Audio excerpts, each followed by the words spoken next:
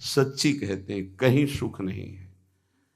आपका मलिन हृदय इसलिए हर जगह आसक्ति बस चिपक रहा है, ये भोग, ये सुख, ये सुख, ये सुख। सच्ची कहते हैं, निर्मल हृदय से अगर आप देखोगे तो इस माया रचित बनावटी संसार में सुख कहाँ है। किसी को भी मिला होता आज तक तो इतिहास में, शास्त्र में कोई लिख देता मैं परम सुखी हो गया, कहीं सुख नहीं। आप अपने जीवन को साक्षी करके देखिए, आप अपने हृदय के न्यायाधीश बनिए और बोलिए आज तक आपको किस भोग में सुख मिला।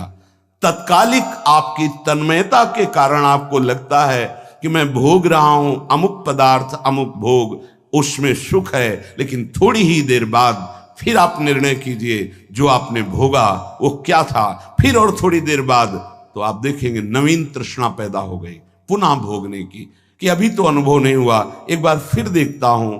इसका मतलब वहां सुख नहीं है। इसलिए पूज्यपाद श्री उड़िया बाबा जी महाराज कहते हैं, अय उपासक, मन में यदि कोई वासना रखोगे तो तुम्हारा पुनर्जन्म निश्चित है। बहुत ध्यान से सुनिएगा, ये बड़े न्यायाधीश हैं, ये ब्रह्म प्राप्त, भगवत प्राप्त महापुरुष जो बोलते हैं, यही प्रमाण माना जाता है।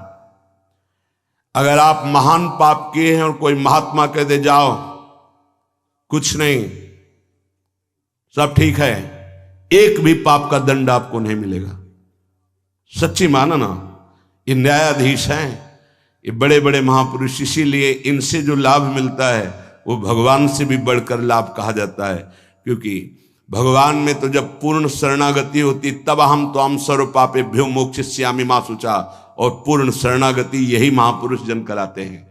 एक एक शब्द पर कभी संशय मत करना, ये जीवन का वो सूत्र है जिनके आधार पर बाल्यावस्था से चला गया है। अय उपासक, अय साधक, मन में यदि कोई वासना रखोगे तो पुनर्जन्म तुम्हारा निश्चित हो गया है। होश में हो जाओ। वासना, ये भोग लूं, ये देख लूं, ये चाहत है, इसके सिवा हम नहीं कुछ पसंद करते, इसके बिना हम नहीं जी सकते, ये सब वासना। हिरण में ममता हो गई तो भगवान के पुत्र हैं, भगवान ऋषभ देव जी के पुत्र हैं भरत जी महाराज, अगला जन्म हिरण का हुआ। स्त्री में आसक्ति हो गई पुरंजनी में तो पुरंजन का अगला जन्म स्त्री का हुआ। अगर कोई भी वासना है आपका जन्म होगा, प्रमाण से कहते हैं बाबा। प्रार्थना करते हैं कोई वासना रहने न पावे, नहीं तो अगला जन्म हो जाएगा, बड़ा निकृष्ट भी हो सकता है। हम एक बहुत बड़े महात्मा की बात बता रहे हैं, बाबा कह रहे हैं, जब हम राम घाट में रहते थे गंगा की, तो एक बड़े अच्छे महात्मा वहां थे। उन्होंने एक अपनी कुटिया बना रखी थी। एक दिन उनके कोई बड़े धनी मानी भगत आए और सोने की कई मुहरें चरणों में रखी, भेंट में रखी। उन्होंने सोच करके ले लिया कि संत भंडारा करेंगे,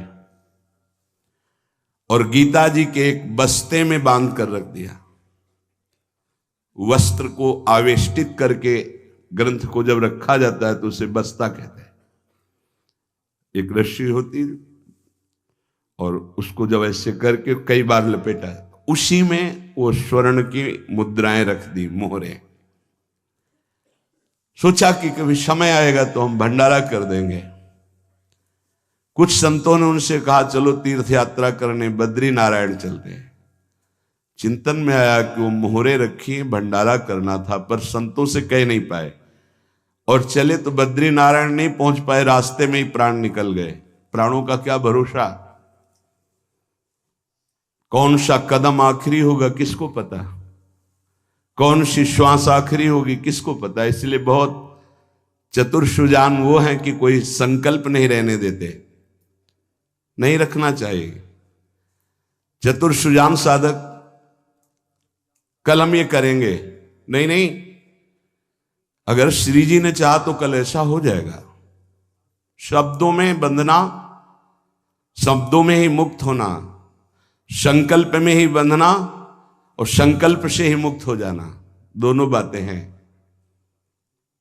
कल मुझे अमुक जगह जरूर जाना है, तुरंत अंदर से हाँ श्री जी ने चाहा तो जरूर चले जाएंगे। वाणी से भले चूक हो जाए, अंदर से चूक नहीं होनी चाहिए। तत्काल आराध्य देव को बीच में लो, नहीं फंस जाओगे। एक बार भी आराध्य देव को बीच में नहीं लिया, रास्ते में प्राण निकल गए। चिंतन चल रहा था कि लौट के आएंगे, तो स्वर्ण मुद्राएं जो रखी उनको बेच करके फिर भंडारा करें। सदिच्छा भी नहीं रखनी,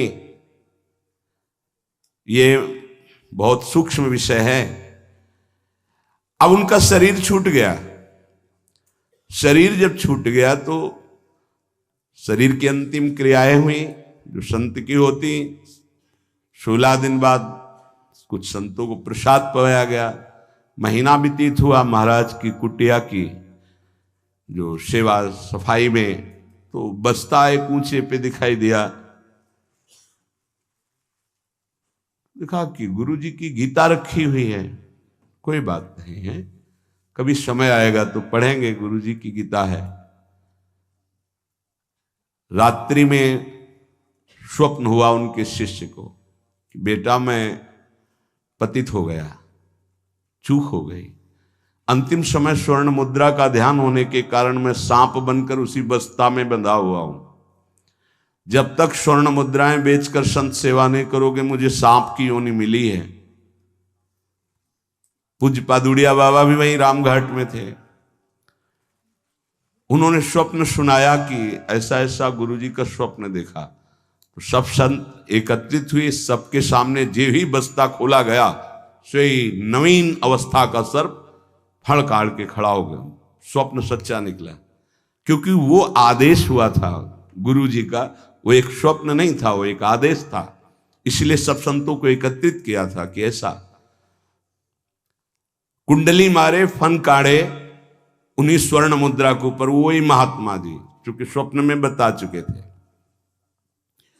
उस वस्त्र में देखा गया कोई छिद्र नहीं था जिससे सर्प घुसकर पहुंच सके स्वर्ण मुद्रा तक, क्योंकि कई लपेट होते हैं बस्ता में।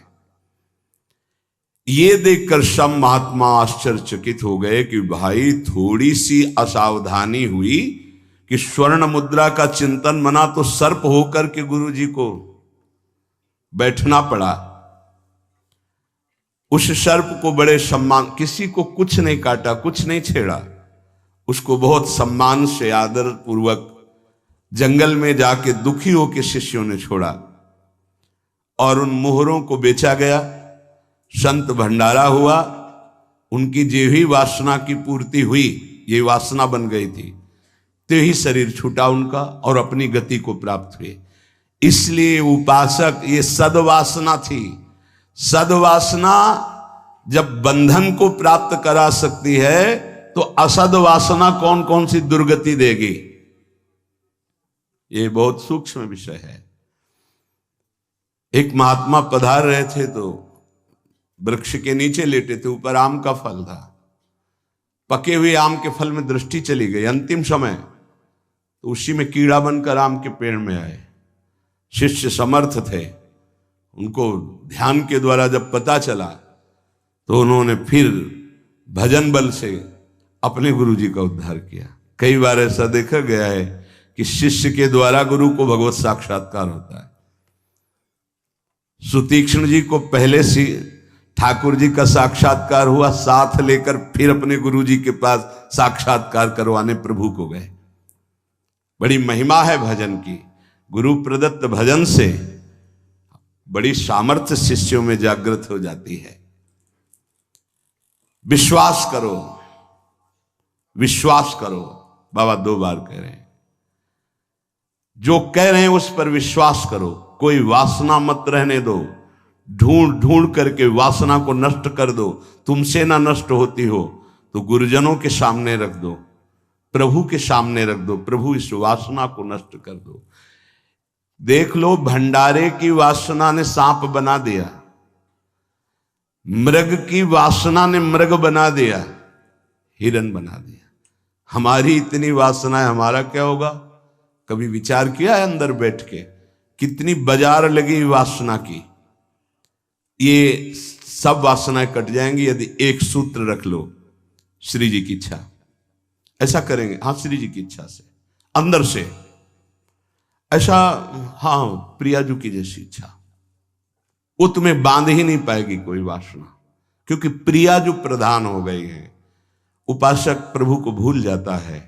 जब कोई वासना होती तो अपना ऐसा अंधकार पैदा करती है कि प्रभु को भूल जाता। जैसे भरत जी भूल गए, जिन प्रभु के स्मरण में बाधा ना पड़ जाए, राज रानी, राजपुत्र और राज्य का त्याग कर दिया। वही हिरण की बाधा को कैसे स्वीकार कर लिया कि प्रभु का विस्मरण हो रहा है, प्रभु की सेवा छूट रही हो, हिरण के दुलार में घूम रहे हैं, हिरण बनना पड़ा। बहुत सावधान। अगर हम सब सावधानी पूर्वक उपासना करें तो इसी जन्म में हम जीवन मुक्त हो जाएं।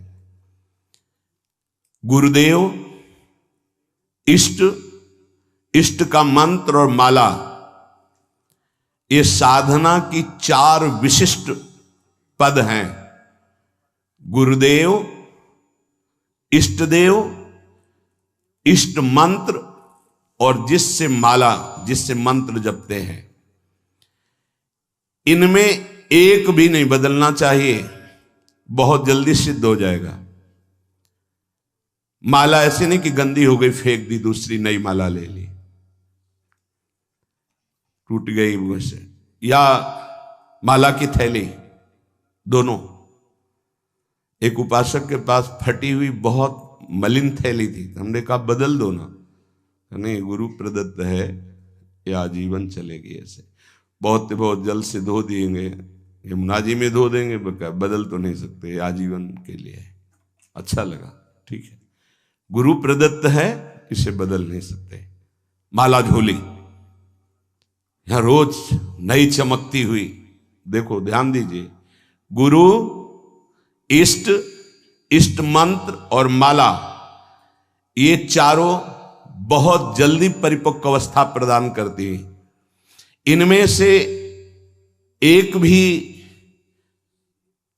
यदि बदला जाए तो बेविचार दोष उत्पन्न हो जाएगा।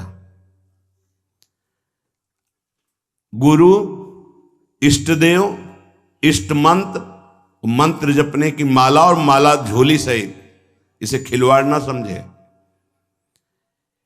यदि तुम किसी की माला चुरा लेते हो तो कभी तुम्हें उसके जपे हुए का फल नहीं मिलेगा। और यदि तुम्हारी माला कोई गिर जाए, भूल जाए, कोई चुरा ले, तो तुम्हारे आधे भजन का प्रभाव निष्फल कर दिया जाएगा।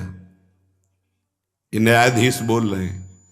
माला प्राणों से भी अधिक प्यारी रखी जाती है। ऐसे नहीं कि जहां मन आया वहां रख दिया, नहीं, सदैव अपनी छाती से माला लगा के रखी जाती है। अगर कोई बात करनी, कोई सेवा करनी, तो माला को यहां ऐसे रख लिया, गले में डाल लिया कि नहीं। अब कुछ लोग ऐसे नहीं रखी जाती। अगर माला रखना भी है तो उसके नीचे आसन होना चाहिए, उससे मंत्र जपते, खिलवाड़ नहीं। यदि चोरी चली गई तो भी आपका आधा भजन निष्फल हो जाएगा।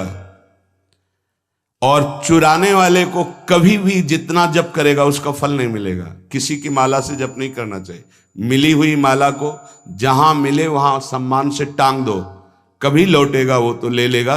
कभी माला पड़ी हुई उठाना नहीं चाहिए, लेना नहीं चाहिए, उससे कुछ लाभ आपको मिलेगा नहीं। अगर यहां माला पड़ी है तो यही टांग दो, जिसकी माला है अगर वो वापस आएगा तो वहां मिल जाएगी उसको। कभी आप किसी की माला से जप न करें। जो किसी की माला चुरा लेता है उसकी कभी आध्यात्मिक उन्नति उससे नहीं हो सकती। माला, झोली, इष्ट मंत्र, गुरुदेव और इष्ट देव आजीवन एक ही रखे, बदलाव न करे। यावत जीवन इन चारों को एक रखे, गुरुदेव, इष्ट देव, इष्ट मंत्र, इष्ट माला, उपासक बहुत जल्दी परिपक्व अवस्था को प्राप्त हो जाएगा। ये बातें बड़ी गूढ़ हैं, ये आध्यात्मिक सत्संग इसलिए आपको सुनने को मिल रहे हैं।